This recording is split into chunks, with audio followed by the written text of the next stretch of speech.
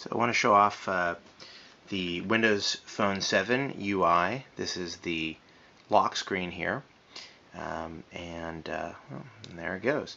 So the lock screen, you actually get some useful information on here. You've got the time and date. You have your next calendar appointment, and it'll show you if you have emails, so you can see down here, or text messages. So you slide up to get rid of that, and you're presented with this screen, which is the your home screen, basically. Tile interface. They call these guys tiles. And it's a variety of things. Up here you've got your phone, your contacts, text messages, or text and MMS messages.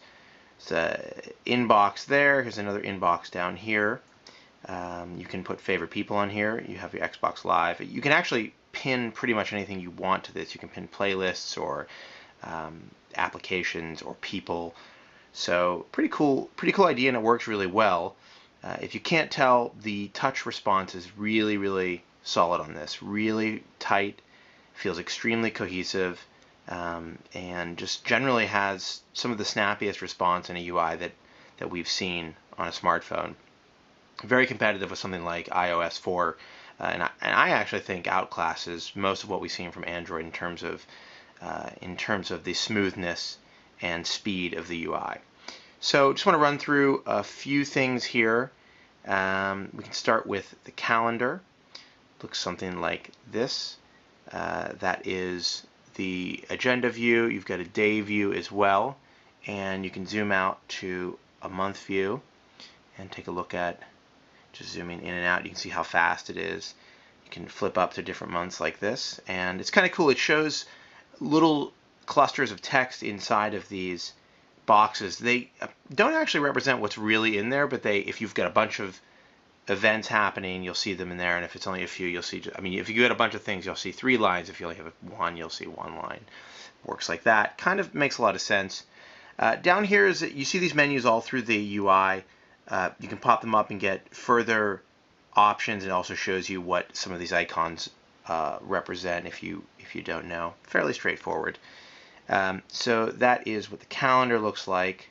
Let's take a look at an inbox. Here's mail, and pretty straightforward interface. Really fast. Again, great touch response here. Very fast to get through messages. And one of the nice things about the Mail app is that you can click just to the left side of messages and get into multiple message management, which is really nice. And doesn't have threaded messaging. It's missing a few features that we'd like to see, but overall, fairly solid experience for Mail. And search also works really well on this, except it doesn't search on the server, so it can be a little bit of a pain sometimes. Xbox Live integration doesn't really exist right now. There aren't any games available to download. You can put your profile in, as I have here, but if you try to go and get games, say here from the marketplace, you'll see that there's nothing there. So that's kind of a bummer. Actually, let's take a look at music and videos. It's very Zune, it's the Zune interface basically. And if you want to play something, you can just jump in. It shows what you've recently been playing. And let me turn this down a little bit. So what's nice about this is obviously it'll play music in the background, and if you hit one of the volume buttons, it'll bring up that little drop-down menu, very much like Android or WebOS. Very similar in style, so outclasses the iPhone in terms of notifications. It does the same thing for pop-up notifications when you get a text message. Here's a view of the SMS or MMS window. It shows everything in line, which is really nice. Works really well. And then a few other things, a few other important aspects of the UI here. There's the people page, which allows you to aggregate your Facebook friends into, you can see all of their updates in this list, people you've recently contacted, and then you have all your contacts here. Works really well. It's kind of overwhelming if you have a ton of Facebook contacts, which I do. I definitely prefer the way Android handles Facebook, which lets you say just add Facebook info to the contacts I already have in my Gmail contact list. Hopefully they'll add some kind of gatekeeping for this. for Windows Phone 7 because it's definitely needed. Take a look at pictures really quickly. Again, the interface is super fast. You get your contacts' latest pictures aggregated here, which is kind of a nice feature, and then also you have your photos saved. Pinch to zoom, certainly very responsive, as responsive as any device we've used with pinch to zoom. Really great, just really great touch response, and they nailed it in terms of the interaction with the device itself, with the touch screen. And let's take a look at Maps. Actually, Maps, they did a really nice job. They did a really great job with Maps, I think, and really nice transitions when it loads a new piece of a map. Here you can see it'll sort of fade in the new content. So far, I've been really impressed with Bing Maps, and the combination of Bing search and local search has been working really well.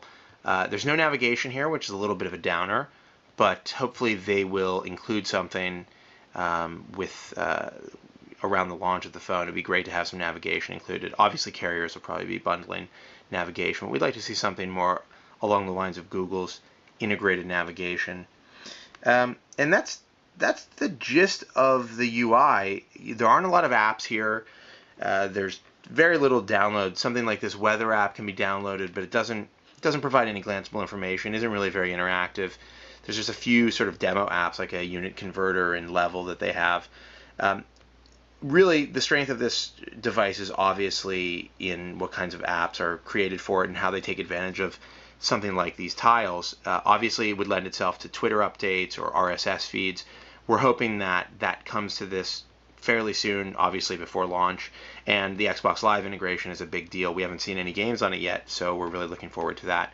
But that should give you a basic idea of the Windows Phone 7 UI. It's a really great OS from what we can tell. It's got a lot of strengths. It's extremely unique, and the real question now is whether developers are going to step up to the plate and come up with some really great apps for it. So hopefully we'll see that in the very near future.